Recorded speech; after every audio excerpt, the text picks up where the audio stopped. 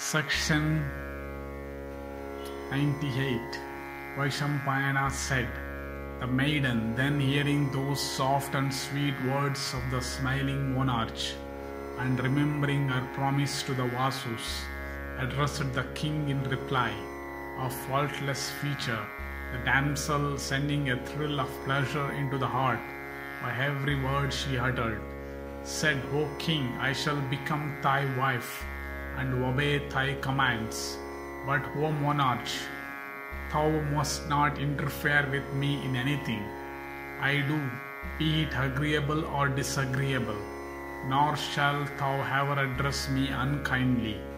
As long as thou shalt behave kindly, I promise to live with thee, but I shall certainly leave thee the moment thou interferest with me, or speaks to me an unkind word. The king answered, Be it so.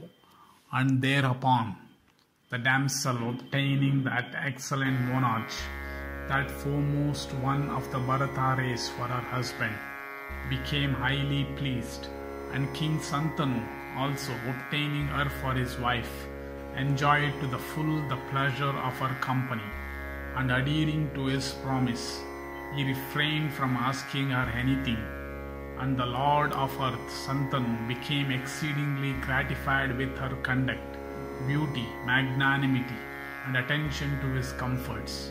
And the goddess Ganga, also of three courses, celestial, terrestrial, and subterranean, assuming a human form of superior complexion, and endued with celestial beauty, lived happily as the wife of Santanu, having as the fruit of her virtuous acts obtained for her husband that tiger among kings, equal unto Indra himself in splendor.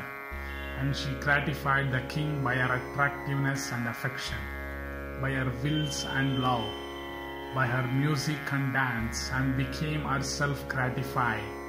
And the monarch was so enraptured with his beautiful wife that months, seasons, and years rolled on without his being conscious of them. And the king, while thus enjoying himself with his wife, had 8 children born unto him, who in beauty were like the very celestial themselves. But, O Bharata, those children, one after another, as soon as they were born, were thrown into the river by Ganga, who said, Cease for thy good, and the children sank to rise no more. The king, however, could not be pleased with such conduct, but he spoke not a word about it, lest his wife should leave him. But when the 8th child was born, and when his wife as before was about to throw him smilingly into the river, the king, with a sorrowful countenance and desirous of saving it from destruction, addressed her and said, Kill it not, who art thou and whose? Why dost thou kill thy own children? Murderess of thy sons, the load of thy sins is great. His wife thus addressed replied, O thou desirous of offspring, thou hast already become the first of those that have children. I shall not destroy this child of thine, but according to our agreement, the period of my stay with thee is at an end. I am Ganga, the daughter of Janhu. I am ever worshipped by the great sages. I have lived with thee so long for accomplishing the purposes of the celestials. The 8 illustrious Vasus, endued with great energy, had from Vasishta's curse to assume human forms. On earth, besides thee, there was none else to deserve the honor of being their begetter. There is no woman also on earth, except one like me, a celestial of human form, to become their mother. I assumed a human form to bring them forth. Thou also, having become the father of the 8 Vasus, hast acquired many regions of perennial bliss. It was also agreed between myself and the Vasus that I should free them from their human forms as soon as they would be born.